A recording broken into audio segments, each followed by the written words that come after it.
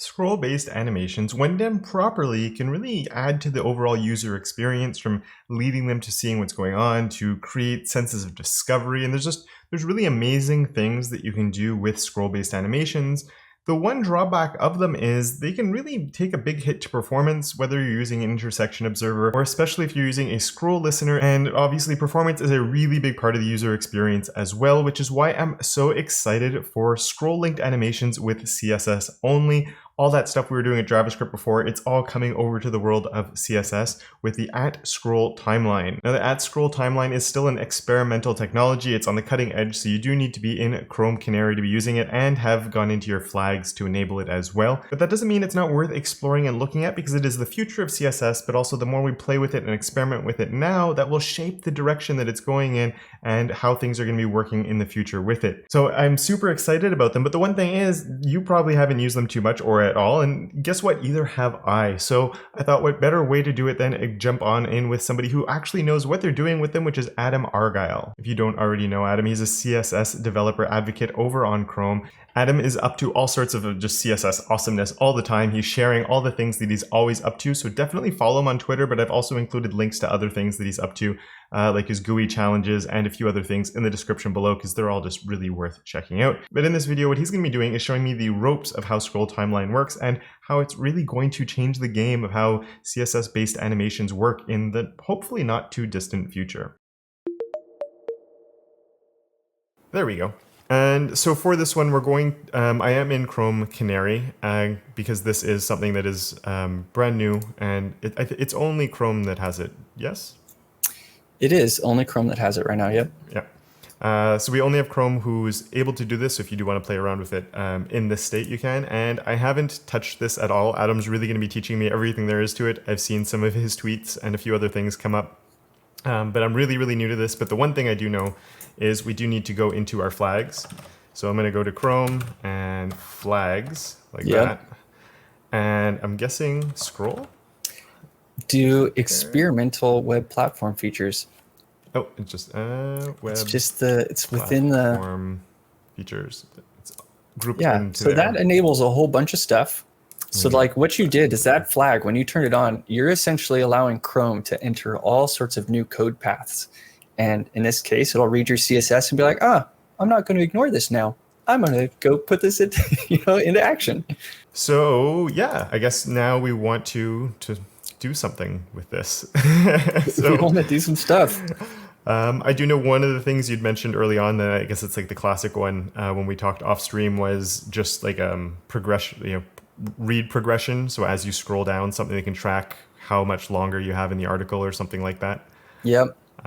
So that could be the first one maybe, because I'm hoping that sounds pretty straightforward, and then maybe we can have a little bit more fun with it after that.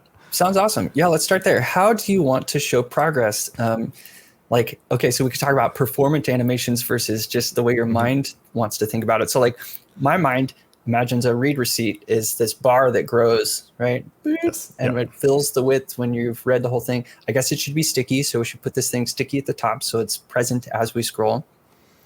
But why I bring up performant animations is we could translate X instead of adjust the width in our animation. So when you adjust widths in animations or heights, you're asking for a lot of reflow. Things have to readjust. And if you animate the translate X, so what we'll do is we'll make a bar that's fully all the way across, but we'll translate it off screen. And as the user scrolls, we're going to translate it back into screen and back off a screen.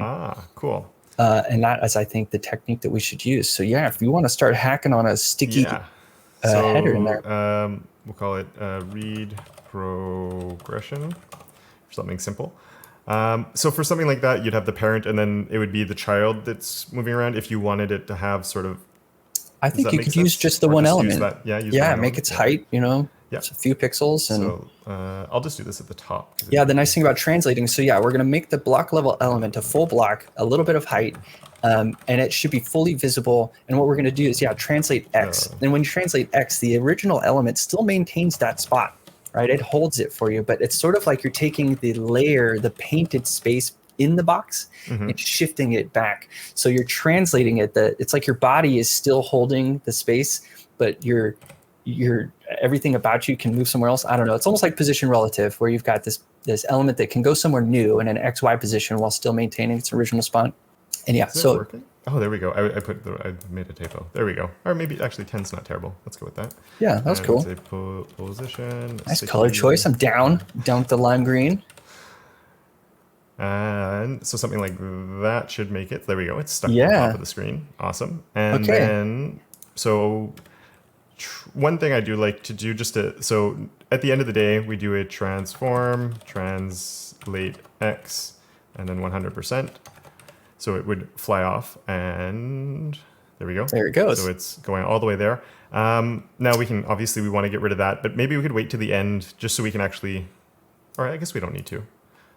So let's just go to my, keep the relevant stuff at the top. Body, overflow, X, whoops, hidden. Nice. So there we go. So now we can't see it. We have no overflow on the x-axis. So it's there, but nobody knows it's there yet. Excellent.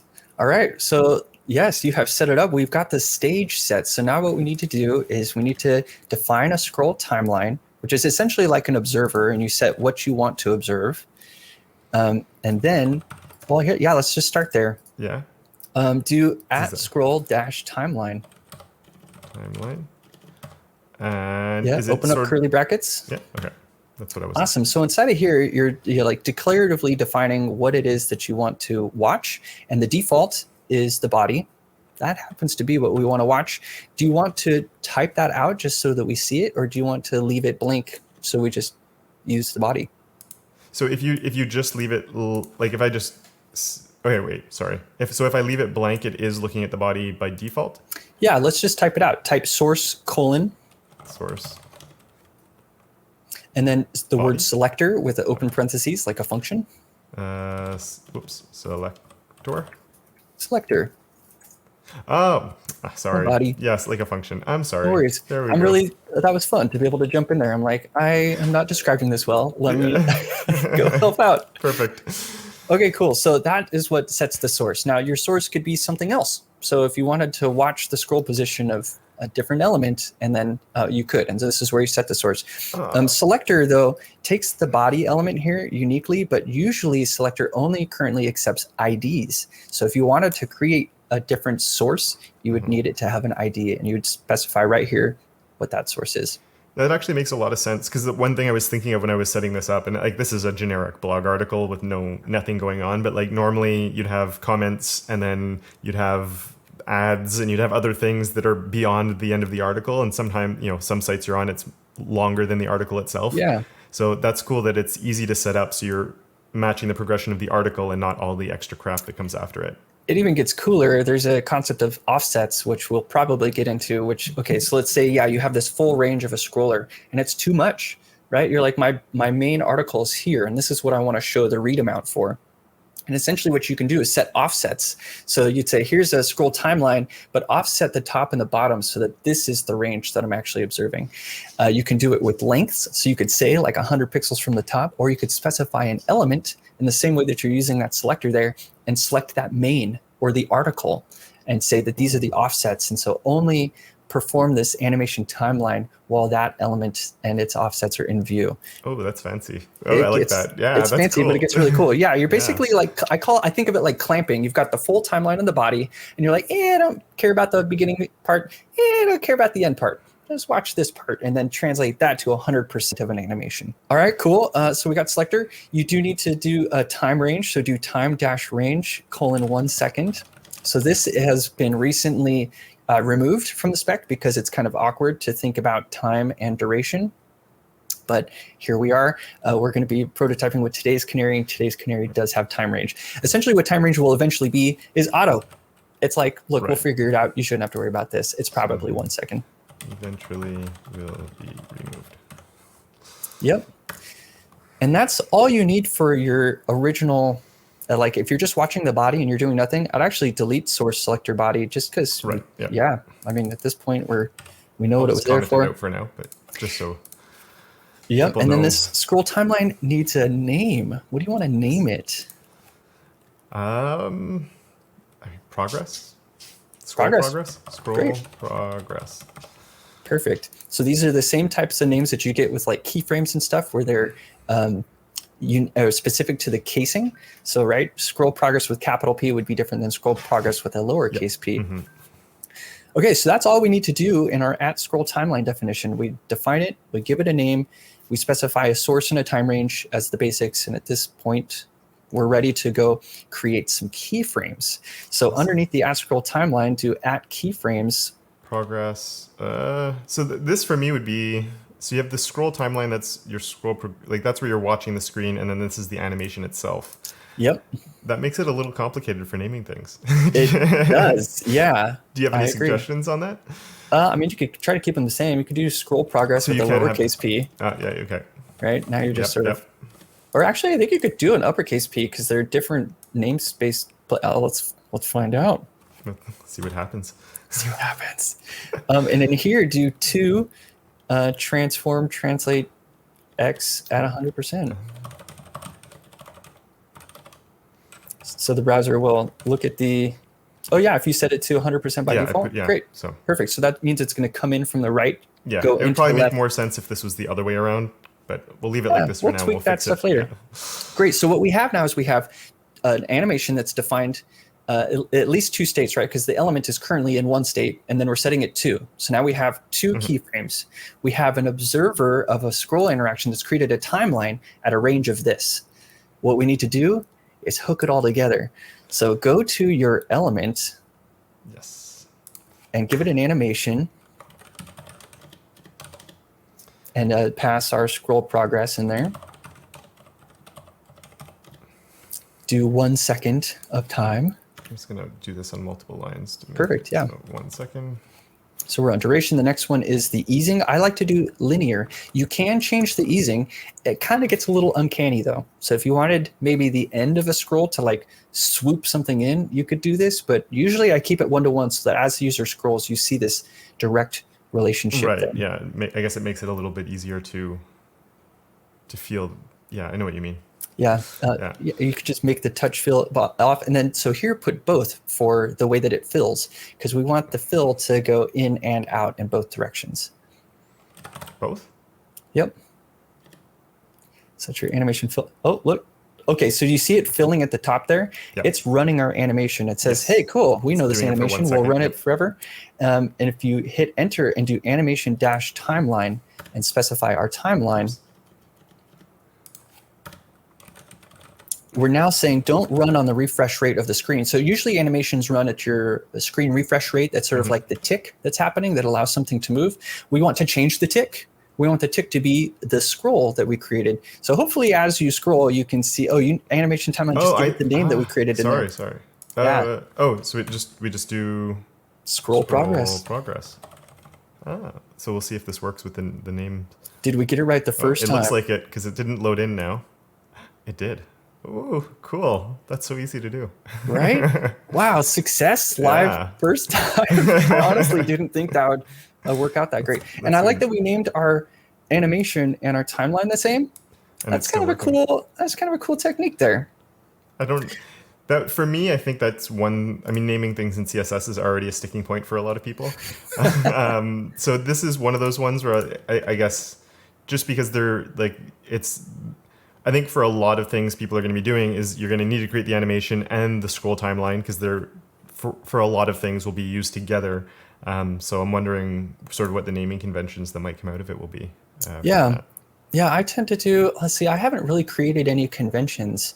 I just name the timeline. I usually give the timeline a specific name, because as you build more of these, you'll find that one timeline doesn't always share amongst many animations. Like we talked earlier about the offsets. Like maybe I want this to have the same animation. Like you can reuse the same keyframes, but a different observer. So yeah, these are very classic CSS. Mix and match, compose your own sort of complexity. Starts out simple, can get gnarly. But yeah, any questions with what we got here? This is nice. You changed it. Nice, yeah. A really good question about if you. I mean, I could create an anchor here that we could go down to. It's all based on where we are on the page. Like it's not doing it as I scroll necessarily. I'm assuming that even if I came in from, say, I did a Google search, sometimes, it brings you to the middle of a page. I'm assuming Yeah. it would automatically be at the right spot. It's not based on, yeah. Yep, I would. And yeah, there's lots of cool tricks I've done with that where you can set the middle scroll position as having something out. And then anyway, yeah, the current scroll position will always be accurately reflected in the animation timeline, which therefore sets the keyframes to something specific. Yep. Nice. Cool. Great That's question, awesome. though, because yeah, you'd be like, I hope they're thinking about that at the browser level, because otherwise that'd be really annoying. It's the same thing with scroll snap points. Like if you have a default snapped element and it loads, the scroll animation will match wherever that snapped element is. Yep. Cool. I just oversized it a bit now just to make sure it's obvious for the people watching what's going on. Yeah, Some people might be on their phones. Yeah. Yeah.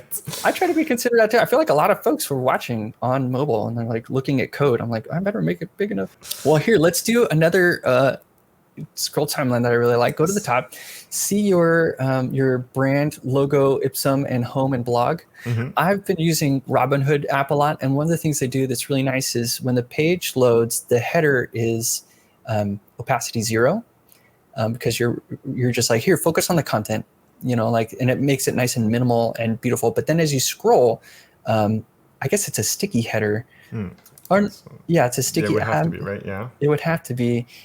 So for that, I guess, we can stick with what we have. So header, I guess just for now, opacity 0 to keep it simple. Nice. There we go. Okay, good. I was worried that wasn't going to work for a second. I'm like, what did I do here? Yeah, I have page header. That's fine though. All right, so then if we went with how we did this before. See, we don't need a new at scroll timeline, which is nice. Right, because all that's doing is checking for the time range, which eventually we wouldn't be doing anymore anyway. Okay, that sort of makes... I see how now you'd be reusing, depending on the animation or the scroll timeline, what you're looking for. I sort of see what you mean now. With the naming, it could... So you could have called it like generic body progress. Yes, exactly. Something like that. And then other animations timelines can opt into it. Yeah, that makes a lot of sense. So here, let's just go underneath the other one we already did at keyframes. Yeah, fade in. Yeah, fade in. And then I guess that's easy too. Opacity of 1. Nice. And here, then we need to do an animation of fade in, 1 second, linear both, and the animation timeline is fade. Oh no, I did scroll progress. Scroll. Nice. Progress. Yeah, almost got myself on that one. So if it works. Oh, and it would help if it stayed at the top. Position sticky, and I'll just do a top of 1M so it doesn't hide under that green bar we have. Let's see with CodePen. Every now and then I run into a thing where it doesn't want to update. Oh, it's sticky on mine. It does need a background color of white though. Here, that would help. Yeah. I'm not. Oh, there we go. Okay, I'm getting it. Okay, so now I do have a problem with. I see it's cool. It's working. Okay, I think maybe before I wasn't scrolling enough either, so I wasn't even seeing it. Like I was doing a little scroll, and then so now we really need to scroll a lot more. So because we're only reaching 100% opacity at the bottom of the page. Yeah. Yeah. Okay, so the way that I fixed this in a previous example is I had changed the time range. Mm-hmm. But I don't think that that's the best way to do it. Like, because what I did is I essentially like guesstimated so that it completed faster. Mm-hmm. And that's not necessarily, that's one way to do it. But we could use some offsets in there, but that would mean we'd need to create a new timeline. So if we create a new timeline, we could say that the opacity 0 would be when the start edge of our header element is at the top. Mm-hmm. And then by the time the bottom of that header element hits the top, I guess like the scroll position. Okay, so let's see. I know I'm not always perfect at thinking this stuff out. So we have a scroll port, which I think is important to talk about, which is the body scroll. And it's got 2 edges on the top of the bottom. You can change an animation based on an element's position on those top or bottom edges as they enter or exit. And I think what we want to do is create a new timeline that essentially clamps the top and the bottom to a much smaller amount of space. And I think we can do that with like a very finite number. Like we could do, let's do that. So how about when the page header the top of the page header hits the top of the page, that's when we'll. The page header is my header. Oh, it is okay. Yeah, Oh, that's got all the elements in it. I was just being lazy selecting it before. No worries. I just quickly looked. We have main. Okay, so we could like offset it by main. Okay. So maybe by the time main hits the top of the viewport, we want to have a fully completed sticky navigation bar. Perfect. That sounds perfect. Yeah. Awesome. Okay, so the syntax that we're going to want to use there is start : selector again. Selector. And then here do hashtag main and then semicolon. We're gonna have to go here. I'll just go give main ID for you. Perfect. ID equals main. That's redundant, but whatever. Okay, and then after the selector function, you're going to want to specify which edge you want to observe, which in our case is the scroll port start edge. So here it actually goes right here. Can you see my cursor? Yeah. Nice. So and then here we're going to say start, because that's so logical properties lesson. So hopefully everyone is decently familiar with logical properties and the concept of start and end. And in our document and on our scroll port, start is the top and end is the bottom. And so what we're saying here is watch the main element for it to reach the start edge of the scroll port. And then you say by how much. And cool. 1 would be completely in and 0 would be completely out. So really we want this to start as this header element, its first edge. Let's see. Let me just do a quick little calculation here. Yeah, from. Oh, 1 second. Somebody in the chat said I think we want start something. 1. Sure. Maybe, you know what? One of the reasons it might not have been working. Ooh, why? I didn't change the header animation timeline. Before. So we'll try the other things that we tried before earlier just to see what happens. Sure, try it again after. So how did this do? This is not now working. Oh, here I have a typo. And so yeah, we're clamping. We're creating a new timeline, specifying where it should start and end based on an element. So we're kind of creating this new clamp, and I don't see it working there. So interestingly, when you had the typo, it was turning, it wasn't animating it. It was just like, it was either on or off. So maybe part of it was working. So we want the element when it start edge is 1 and start edge is 0. Like I was hoping that as this completed its entry, let's try this. Yeah, let's do start 0. Start 1. Now we have nothing, which is, I guess. Now I have it. Once I get far enough down again, it's there's no animation. It's just on or off. When I get like halfway through the picture. Yeah, it snaps in at the very bottom. Okay, so I'm obviously doing something wrong with the syntax here. This is like a tricky thing to define because we've got the start with this element main.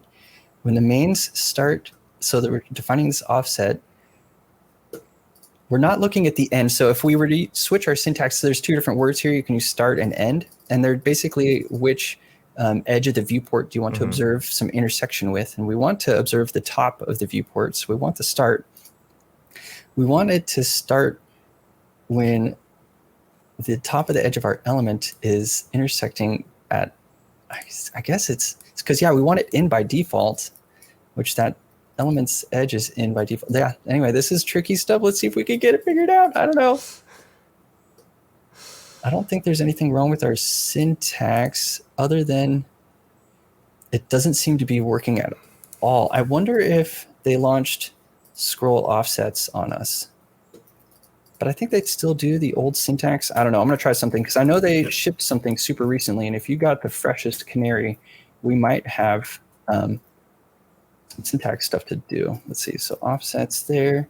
Now it's just a comma. Start 0, end that.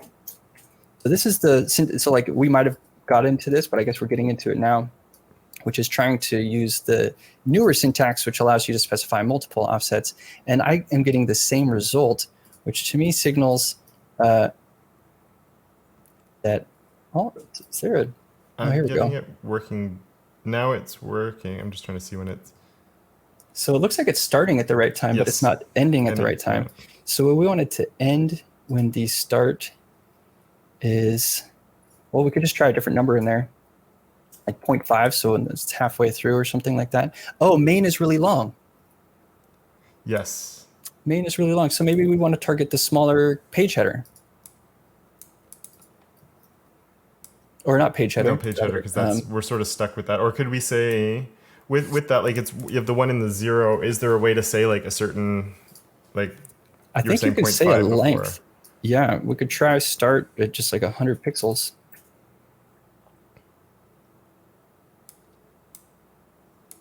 No, that's still not completing at 100 pixels. It's taken the whole time.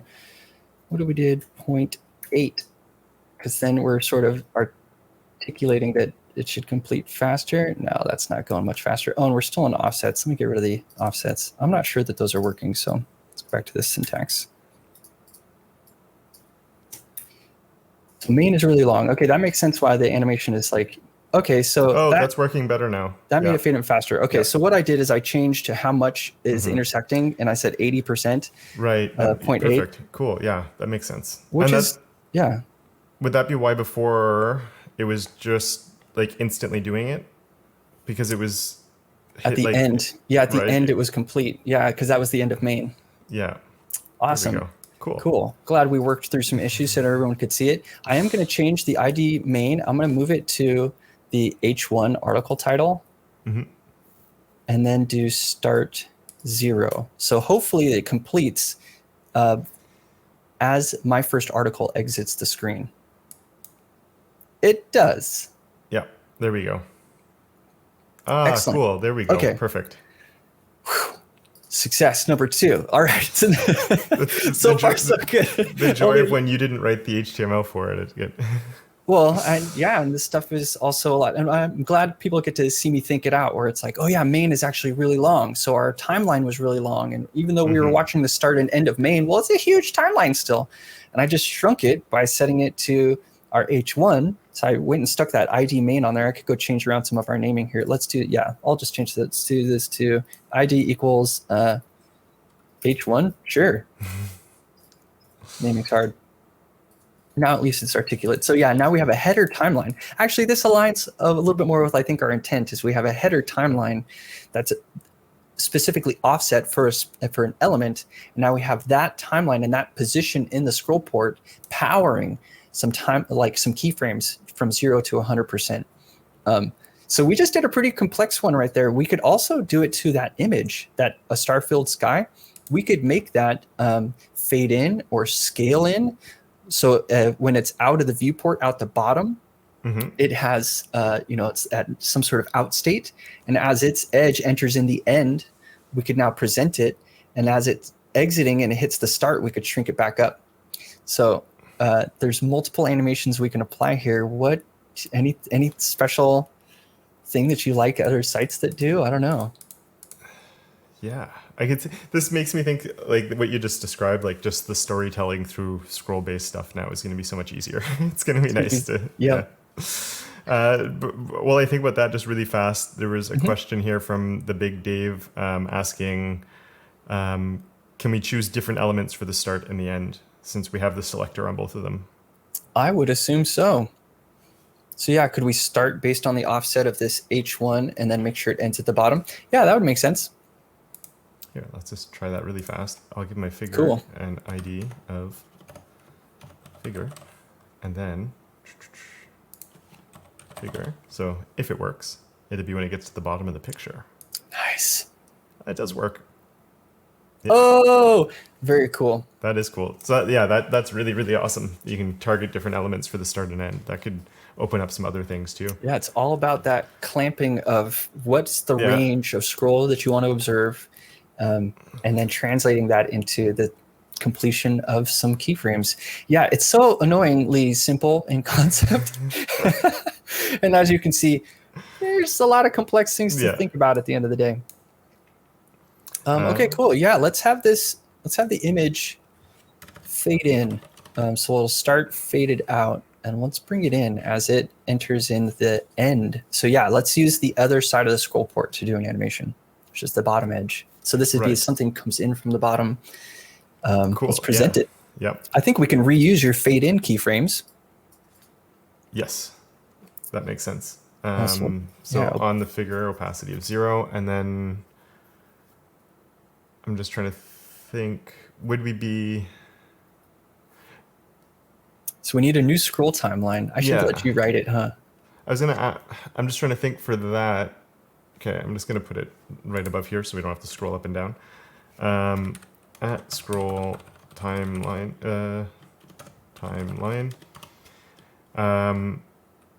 so this one, up until now, I just want to check the other ones we did. Scroll timeline, so that just had the time range. And that one we had the start and the end. Yep. I don't know. So we're going to do something really similar. Watch bottom. We're watching the bottom of the screen. Whoops.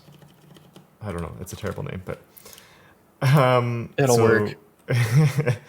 The time range will stay with 1 second. Time range. If anybody's recently come in, the time range we eventually won't need. It's optional, but for now we do need it. Yeah. So we need that, and then I don't know how we would tell it to look at the bottom of it, because when we were doing the start and the end there, it was looking at the, like, we're not necessarily looking, we're looking at when things are intersecting with the viewport. Yep. Oh, unless would it be start, so selector, I already gave it an ID. Yeah. Which is my figure. This time we want to watch the end of the scroll port, so use the end keyword. Yeah, that makes sense. And we want the start of it to be when so this will be the element, the end, we want 0. So this would be our element has 0 intersecting with the end of the scroll port. Right. And then the end would be selector, figure, end 1. Yeah. So it's completely within the viewport. That's correct. Cool. And then so here we would do animation of fade in, 1 second. For linear both, yeah. Did we put, I'm sorry, my mind's all over the place right now. I just want to look at how we did the other ones. So for the time that we put on here when we declare the animation, linear both, and then time animation timeline was watch bottom. I can't. I'm gonna add more content. My viewport's too big. Oh, funny. I guess we should have done that. Oh, here, you have an image down below. Oh, I do. You're right. Yeah. I forgot about that. I added some extra stuff in. This was from another demo that I had done looking at 11T, and I'm like, oh, I need longer stuff. We're going to be scrolling. So yeah, very nice. Okay. Let's go find that one. Footer. Where's that second? There it is. That's just an image. ID is equal to, call it image for now. Nice. So then this would just be image. And that means here, where's my figure? That will get changed to image. Okay, so if I go down now, there it is. There's nothing there. Oh, I still have nothing. Mine works, so hit refresh. Oh, there it is. There it is. Perfect. That was weird. Awesome. Okay, I'm happy. And then it fades back out. Yeah. Cool. Right? So it's going, as soon as it enters the viewport, it's starting the animation at 0, and then once we get to here, it's the 100% state. So we go from 0 to 100%. That's, I know. Isn't that slick? It's like, I don't know, CSS forever will make me happy with your cool tricks and subtle lines of code it takes. Yeah. Oh yeah, someone mentioning we have some stacking context issues now, but that's thanks to the opacity, yeah. Anyway, I just throw a high Z index on those and we could fix it. Oh, here, check this out. I'm going to copy your keyframe scroll progress. I'm going to make a slide in, and I'm going to say from translate X 100%. So use that slide in on our image here instead of a fade in, and check that out. It's not working. I called it slide in, right? Slide in from, yeah, so we're going to take it from out. I wonder if, this might have to do with animation direction. So we have image, forwards. Let's see if that fixes it. No, I guess that makes sense. So we'll do opacity. Oh, it's still opacity 0. I wasn't fading it in, so it might have been it was working the whole time. Yeah, I was working the whole time. Ew, it's really awkward looking though. The slide in. Yeah. So we could offset it too, so that it completes its slide in more towards the middle. I think right now you can even do something cheating like 1.5. I don't think this is going to be allowed later, but it works for now. Yeah, do you see what it did? How it's different?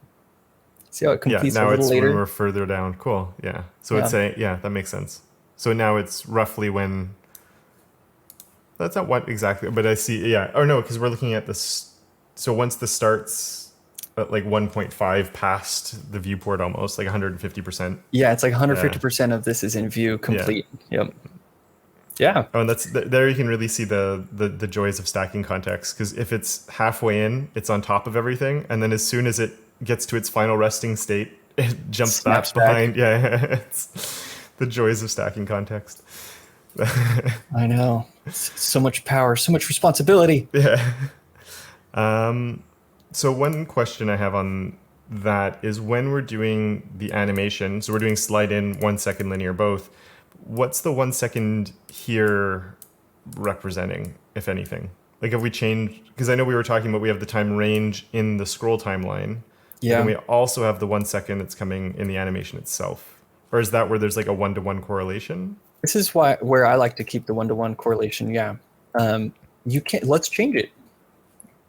Play with it and see how, on like something we're really familiar with, like our slide at the top. How about that? Like our that actually makes more completion. Sense, yeah. And so, the first thing that we'll do is, are you going to change the time range, or are you going to change the duration? I'll leave the time range, and I'm going to change the other one. I just have to find my selector now. Where the hell did I do it? Oh, all the way at the top. Okay. We'll change that one to 2 seconds. So now it's only going to get to 50%. Okay. Yeah. So you've set a length of a duration that's longer than the time range. Right. So this will never complete unless someone over scrolls or whatever, but I don't think that's, Yeah, and then the other way around, you get to the end at 0.5 seconds, it gets there once you're halfway. Yep. Yeah, that makes sense. So the relationship is interesting, but usually I set duration to 1 second and time range to 1 second, because I'm just like, I want a 1-to-1. But that is, it's hard to get your mind to wrap around what's happening, because I think it's easier to make adjustments to like this, like your start and end point. It's easier to adjust that than it is to try and play with this, the percentage along the way. I don't know. For me, trying to wrap my mind around there. Another thing I just want to try here on the animation is if we did an ease in on the image. I'm just curious, because I know you'd mentioned that sometimes it can feel weird with how, whoops. That's not too weird, huh? That's not too bad, but it doesn't look as ease, or am I thinking, no, because ease out would be the other way. Oh, you know what we should do with that image? Are you down? You want to animate a clip path on scroll? Yes. Oh, interesting. Because now we'd be unmasking the image as opposed to translating it. Yeah, that sounds awesome. I'll just stick that back to linear for now. That sounds cool. Okay. I'm terrible with clip. I'm absolutely like the worst when it comes to clip paths. But I have a tip for you. Go to transition.style. I've pretty much done all the work for you. Awesome. I agree. This is confusing, and it's like, we could, if we wanted to, like import that style sheet and use the custom properties it has, but that'd be a task for another day. For now, we can. I'm going to open up transition.style's source code and just go steal some of it, because it's got all the stuff right in there. But if you want to get it started, what we're going to do is let's do a circle. So we'll have a circle that's out in the middle by default. And then as we scroll, we want to uncircle the thing and sort of reveal the image. Awesome. So at the begin, actually, one second. I just want to. Sorry, I was looking at the chat there, so I missed some of what you were saying. We want to start the. Whoops. We want to start the circle at 0, and then, so something like that one, where it grows as we scroll down. Yep. Exactly. So the way that you want to do, it'll be clip path circle 0%. Okay, so we'll say on our image 0%. Yep. And then it'll be circle 100% or 150%, I think is what I do, so that it actually circles up to the whole thing. Beyond, yeah. Yep. So we'll make an animation. I can never spell circle. Circle. There we go. I have so many things I can't always spell. Circle reveal. V2. Circle. Oh, wait, we got clip path. Circle 150%. Okay. So now, oops. So we got the same offsets.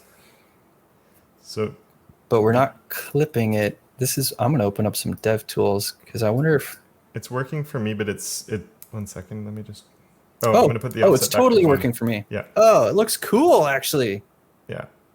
Did you adjust some of the timing? I just changed the end back to 1. Oh, and now my image isn't working. Let's have it end 0.5 and 1. Let's see that. Yeah, so at least, here, let's say end is 1. We'll start and we'll, I don't know. Let's see this, because I want it to like be in view and then pop in. Yes, yeah. That is cool. And if you're in transition, like here you have like if I copy that, I just want to see, because there's your style, circle 0%, circle 150%. So yeah, your keyframes are right there. You probably actually could use circle in top left as and then that just is use defined. That, right, yeah.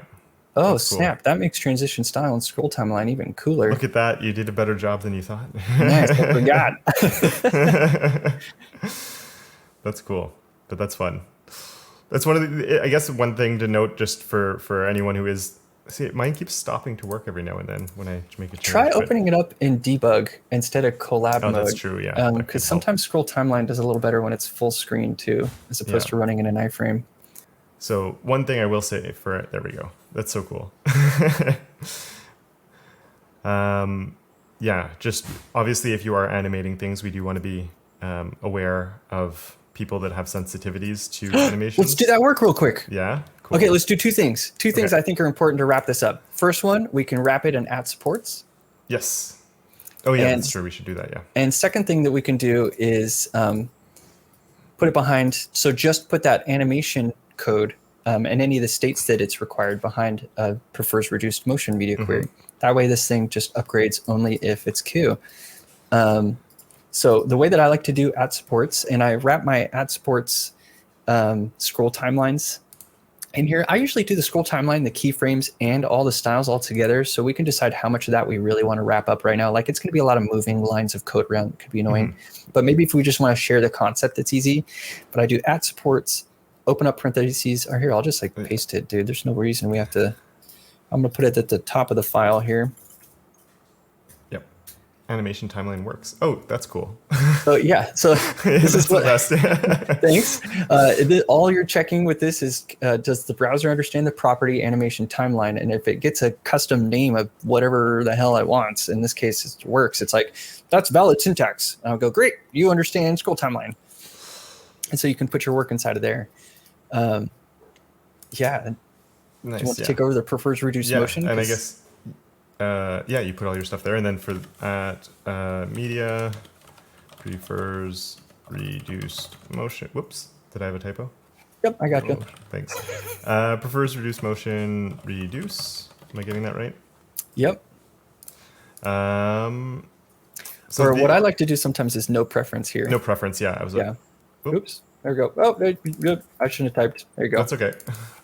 no preference. So the difference there is instead of building in styles for someone who instead of having to if you do prefers reduced motion reduced, then you have to sort of come in with a whole bunch of styles overwriting animations that you have or turning off your animations, rather than just including the animations here. So then you don't have to worry about what happens. You just worry about when it's no preference, then it will animate. If they do have a preference of having no animations, then it won't animate and everything is fine. Yep, here I'm actually going to move some of these over because it won't be so bad after all. This whole selector moves into there. Very nice. Oh, and I think we're done. Awesome. So if we have animation timeline works, then we have all the scroll and the keyframes also coming in that are related. So that's perfect. And then if we have the no preference, we can see all the animation related stuff is going to work. And then that way you still get, I guess the nice thing with that is you still get a workable experience. Either way, the animations are always, they can help. They can even be things that can aid in people understanding. You can use motion to sort of for UX reasons with micro interactions and stuff. But you also, if somebody has turned off animations, there's often a reason for it. And even, I know, for some people, even just like parallax scrolling, we all think it's the best. If somebody's sensitive to that type of thing, like that can cause nausea and other headaches and other issues, and they're out of your sight immediately. So you don't want to, scare people off just because you wanted a cool looking effect. Yep, and it's just so easy to gate behind these media queries right exactly, now. Yeah. They've made it so easy to do that, yeah. Valoa is asking when you think browser support. I did see that it looks like there's positive signals across the board for this, so it will, there's progress being made, I guess, not just by Chrome, but it looks like everybody's on board. I love that this is going to be out in all browsers in 6 months, right? I wish. This is kind of why I spend so much time building things with it, though, is one of the ways to put pressure on browsers is to show them that you want it by using it for various things. So you could ship just the CSS upgraded scroll timelines to folks who have experience on, which might not be many, but the browser engineers will be like, hey, scroll timelines are shipping. We can see it in our analytics. And so they're going to be like, whoa, okay, we got to use it. I don't think it'll ship in 6 months, unfortunately. The spec did just change like a couple weeks ago in terms of like making things simpler. So it's kind of nice it's not out yet in that we're still refining it. So get in and prototype now and let them know. There's a person named Bramus on Twitter who has a couple of phenomenal articles on scroll timeline. And what they've done is as they ran into issues and tried to document them, they logged Chromium bugs. And the Chromium bugs are getting fixed. And they're finding these things, finding these little edge cases, and enhancing the spec and making it easier. So yes, I want it right now. I'd also just like the polyfill to scroll through or just go through all my CSS and write timelines for me in JavaScript. But maybe that's a future iteration of the polyfill. I do know that Firefox, they haven't implemented it. But yeah, there's interest. I think there's interest all around. I know Safari and iOS wants scrolling to animations. Sure. They have them at all of their things. Yeah, so. The entire experience on their website is all scroll-based animations, so I could see them getting behind pro scrolly tellers. Right? Yeah, yes, definitely. So yeah, I don't think we'll have it in 6 months. But the best way to move it forward fast is to just go build with it and talk about it, make it look fun. I do think what you said though about how the spec just changed, and I do think that's why like people get frustrated because they hear about like, oh, we have there's all the different things we talked about last time you were on, and sometimes it feels like they're never coming out. But the whole reason that happens is because we want to work on it a lot before it goes in, because the last thing we want is a buggy implementation that we're stuck with, or there's features missing that we really could have used or whatever. So it does take us playing with these things and then ironing out the bugs and all of that. So the longer it takes up to a certain extent, sometimes can be a good thing. So we actually get what we need from it. Yeah, I think the next big move, and that's seriously really good points, is like a lot of times a spec won't hit a standard until at least 2 browsers have prototyped it. Yeah. Right now it's only a 1. So that spec alone can't even progress until somebody else joins the party. So hit up your favorite browser and be like, yo, where's my scroll timeline?